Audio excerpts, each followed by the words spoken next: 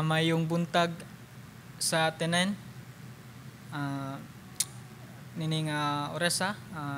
Salamat sa Ginoo sa padayon nga paghatag niya nato sa kahigayunan nga magtuon sa iyang mga pulong. And sa ato nga pag-start, sugdan nato pinagi sa pagampo. Atong ido ko atong ulo. Gamhanan ng mga Dios, dalaygong ka nining orasa. Ikaw maayo, gamhanan. Ikaw ang Dios nga naghatag namo sa kusog. Ikaw ang tinubdan sa tanan. Inining orasa sa among padayon nga pagabuhaton, himo among mga kasing-kasing nga anda maminaw sa imong pulong, malipayon nga modawat niini. Labaw sa tanan nga makinabuhi namo ang imong mensahe nga amo ang makatunan nining orasa. Lord, among isalig kanimo, amo ang nahabilin nga oras karon diha sa ngalan ni Ginoong Hesus. Amen og amen.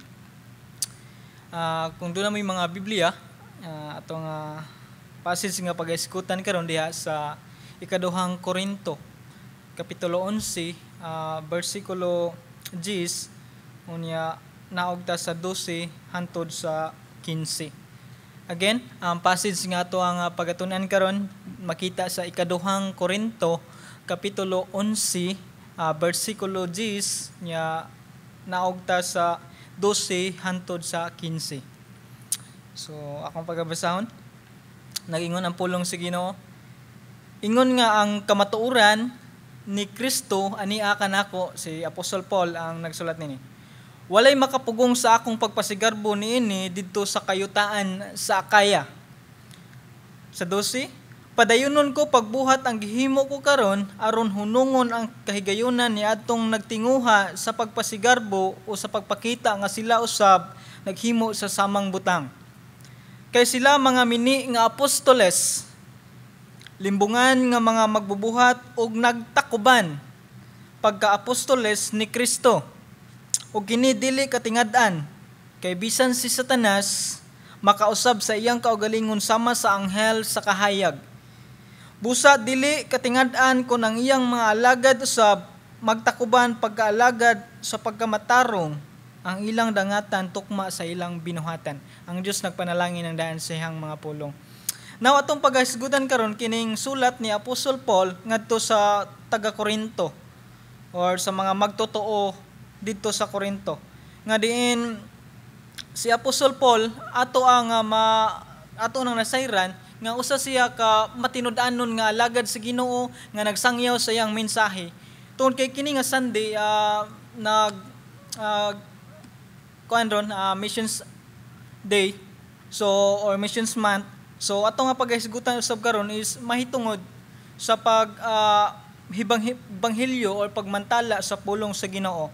Nga din sa pagmantala sa pulong sa Ginoo o ingon nga mga magtotoo, ingon nga mga katawhan sa Ginoo is kining gitawag og mubarugta sa kamatuoran or to stand in truth. Mao ni ato nga paghisgutan karon. Nga rin natong makita, si Apostol Paul is grabe ang iyang passion sa sulti sa pulong sa Ginoo ngadto sa nagkanilain nga mga tao. Especially sa atong passage sa lugar sa Corinto. Nga diin, si Apostol Paul, ningon siya sa versikulo 10, ingon nga ang kamatuoran ni Kristo ania kanako. Which is, ang kamatuoran is mao si Kristo nga naa sa iyahang kinabuhi. Mao ang pulong sa Ginoo nga naa sa kinabuhi, nga din ang pulong sa Ginoo nga kamatuoran mao ang iyang gisulti, gisangyaw ngadto sa daghan nga mga tao. Walay makapugong sa akong pagpasigarbo niini didto sa kayutaan sa Akaya. So kining lugar sa Akaya is part ni siya sa province sa sa Korinto. Nga diin si Apostol Paul didto usab nagsangyaw sa pulong sa Ginoo. So si Apostol Paul daghan na kay nga mga lugar nga iyang giadtuan, lain-lain nga mga tao nga iyang giadtuan, sa usa ka tumong nga ang pulong sa Ginoo mapaambit ngadto. Ang kamatuoran masulti ngadto sa daghan nga mga tao aron makabalo sila unsa ang sakto ug unsa ang mahitungod ni Kristo Jesus. Now sa kani nga mao nga passage is dunay problema, dunay nahitabo nga kanang gitawag og dili maayo nga mga tao nga ningadto usab ni aning lugara nga diin si Apostol Paul nagsangyaw sa pulong sa Ginoo.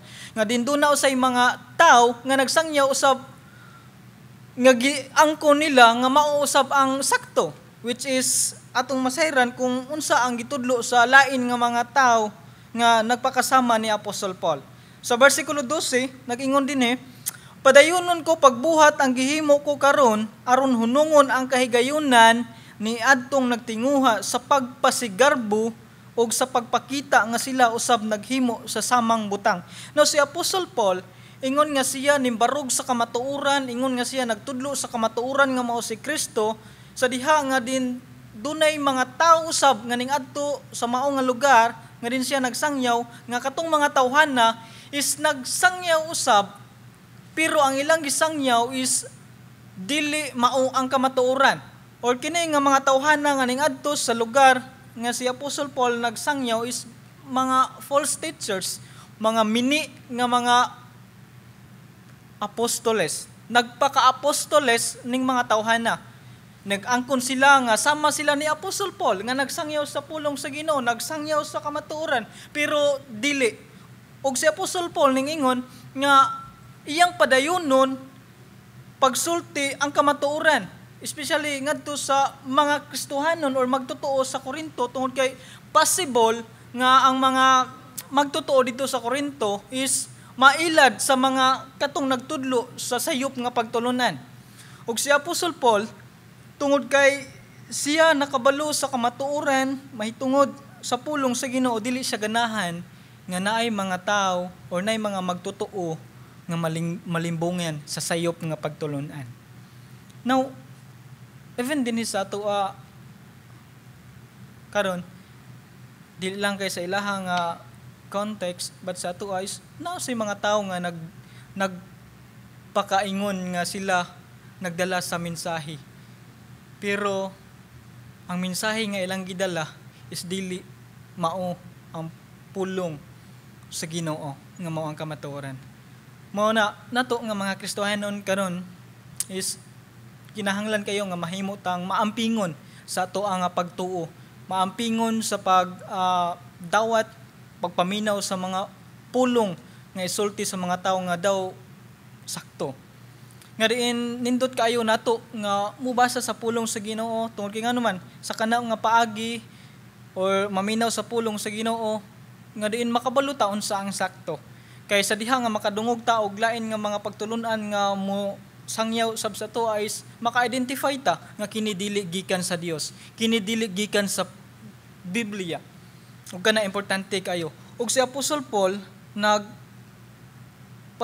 nagsulti ngadto sa mga magtotoo sa Korinto nga diin barugan ang kamatuoran nga nahibaw-an. Ang kamatuoran nga mao si Kristo. Ang kamatuoran nga diin walay laing simbahon kun dili si Kristo, walay lain nga lagaran kun dili si Kristo. Nga diin si Apostol Paul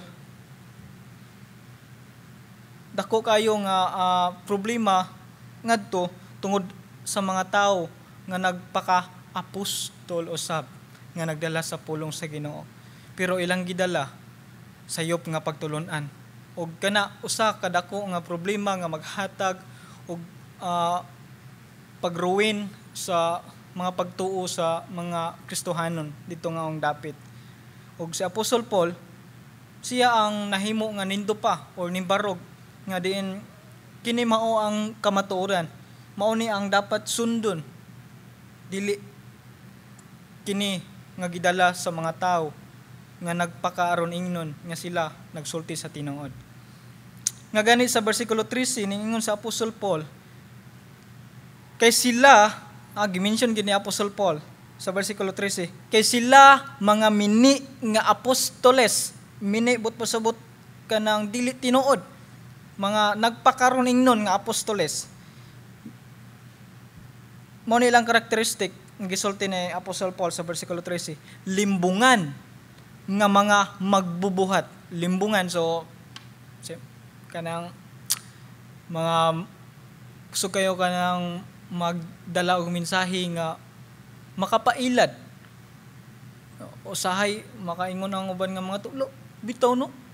Pero wala sayri nga ilad dayto, dili dayto tinuod. Nga diin og sa pagpakita nga sila usab naghimo. Sa versikulo 13, nagtakuban pagka-apostoles ni Kristo. So nagtakuban. So kung atong malagway ani nga nagtakuban is like dili ikaw ang tinuod nga nakita, something na kay gisulob nga maskara sa imong kaugalingon nga diin ang matanaw sa uban nga mga tawo nga like example atong kanang maskara sa naw nga gwapo o unya imo nang isulob nya ang imong original kay gwapo sad unya imo tong isulob kay ganahan ka nga mailad ang uban nga mga tawo, so nigtan-aw nila nimo kagwapo, pero ang tinuod is dili tumao kundi imong gitabunan ang original, something inana ang pagtakuban. Ug kini nga mga tawhana nga ning-adto sa lugar sa Corinto nagtakuban, nagpakaron ingnon nga sila mao ang sakto, sila mao ang tinuod, pero dili sila is mga tao nga nagdala og paglimbong sa mga tao, nagdala og pagdestroy sa relasyon sa mga magtotoo diha sa Ginoo. Nga diin sa bersikulo 14 like awareness nga gisulti ni Apostol Paul og kini dili katingad-an. So dili na sila angay nga matingala. Tungod nga naman kay bisan si Satanas makausab sa iyang kaugalingon sama sa anghel sa kahayag. Now grabe ang gi-emphasize ni Apostol Paul nga dili na angay mo matingala nga naay mga tawo nga magpakaron ingnon. Dili na mo angay nga matingala nga naay tawo nga magtakuban nga sila is nagsunod sa Ginoo, sila is mao ang kamatuoran. Tungod kay ngano man bisan si Satanas makausab sa iyang kaugalingon sama sa anghel sa kahayag. Now atong makita nga diin si Satanas or ang mga sumusunod ni Satanas is naaana nga kinaiya mao ang pagpakaron ingnon. Nga diin sa bersikulo 15 busa dili katingad-an kun ang iyang mga alagad usab magtakuban pagkaalagad sa pagkamatarong. Nga diin si but pasabot nga ato ang masayran nga ang mga tao nga nagpakita nga sila sakto pero dili is kining mga tawhana is alagad ni Satanas. Ug ang ilahang gialagaran nga mao si Satanas is mao ang nahimo nila nga example nga naaan ang kinaiya nga kamao kaayo nga magpakaron ingnon. Kamao kaayo nga mutabon kung unsa ang original, ipakita kung unsa ang doubt murag maoy nindot aron mailad ang mga tao.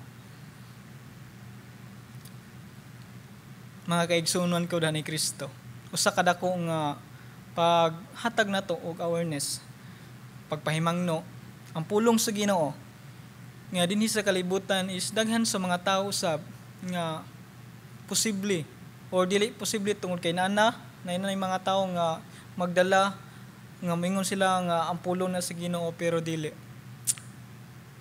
Muna nato nga mga Kristohanon, kita ang gitagaan sa katungod sa Ginoo nga isulti unsa ang sakto. Isulti kung kinsa si Kristo, isulti kung unsa ang pulong sa Ginoo. Nga din aron ang mga tao dili malimbungan. Aron ang mga tao makabalo kung unsa ang sakto, aron ang mga tao malamdagan unsa ang angay ug ang dapat nga ikalipay sa Ginoo. Matag usa kanato dili lang kay sa panahon sa Missions Month nga mahimutang madasigon sa pagsangyaw sa pulong sa Ginoo nga mao ang kamatuoran, kundi sa tanang panahon sa atong kinabuhi mahimutang magmaisugon sa pagsulti, mahimutang maisugon sa pagkorek pag-rebuke sa mga dili sakto nga pagtulunan. Ug kita is advanced ta tungod kay nganuman na ang pulong sa Ginoo nga gi-provide nato ug na ang Holy Spirit nga maoy mag-illuminate nato nga makasabuta kung unsa ang pulong sa Ginoo. Ug pinaagi niya na kita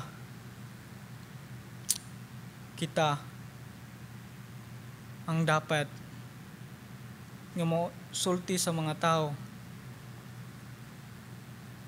sa mga butang nga ikahimaya sa Ginoo. Nga aron ang mga tao dili masalaag sa sayop nga pagtulunan. Aron ang mga tao dili masalaag, dili malimbungan ni Satanas sa mga alagad ni Satanas nga mag-cause nila nga maganto sila ngadto sa kalayo sa impierno. Muna sama ni Apostol Paul nga kanunay siyang nagmainiton, nagmadasigon sa pagsangyaw sa pulong sa Ginoo. Tungod kay nganuman kung atong lantawon, kung ang panahon nila ni Apostol Paul, ang mga panahon sa mga apostol sa una, wala pa nagsangyaw sa pulong sa Ginoo, naa kay mga tao nga makadungog sa pulong sa Ginoo. Nga gani ang pulong sa Ginoo nagsulti nga unsaon man nila pagkadungog kung walay mosulti. Unsaon man nila pagtuo kung wala sila nakabati. O kana challenge na to. Aron sila makadungog sa kamatuoran, aron sila motuo nga naa si Kristo, atong isangyaw ang gugma o kaluoy sa Ginoo. Tungido ka tungulo mag-ampot. Lord, salamat kay Ginoo sa imong mensahe. Nga wala magkulang sa pagpahimangno kanamo, wala nagkulang sa pagtudlo kanamo. Ingon nga imong sumusunod, nga kami mo barog sa kamatuoran, nga kami mo barog kung unsa ang gisulti sa imong pulong o Dios. Tabangi kami, Holy Spirit, nga mahimo ming sensitive sa panghitabo sa kalibutan. Nga natagaan minimog kaisog sa pag-rebuke sa mga nagsulti sa sayop nga pagtulunan. Nga sa gugma nga pamaagi, nga dili pud offensive nga to para sa ilaha. Nga dili mahimong offensive ang amo ang pag sulti sa kamatuoran kundili nga sila madala pinaagi sa pagsulti sa imong mensahe. Tabangi ang matag usa labaw sa tanan mismo sa among kaugalingon before namo isulti ngadto sa uban nga kami una dapat ang makabalo kung unsa ang sakto pinaagi sa imong pulong labaw sa tanan nga doon nami kaisog diha sa pagkinabuhi sa imuhang pulong. Bless ang matag usa Ginoo. Dalaygong ka sa pangalan ni Jesus. Amen og amen.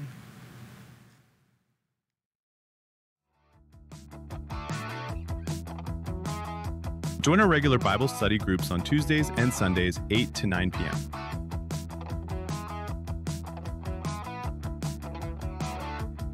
As well as a time of fellowship and encouragement with fellow believers.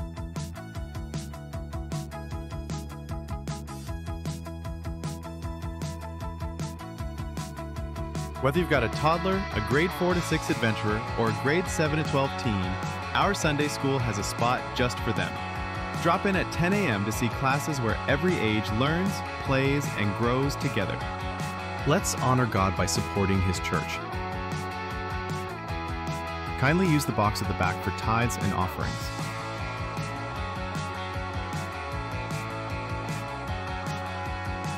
Follow our Facebook page to stay updated on church activities.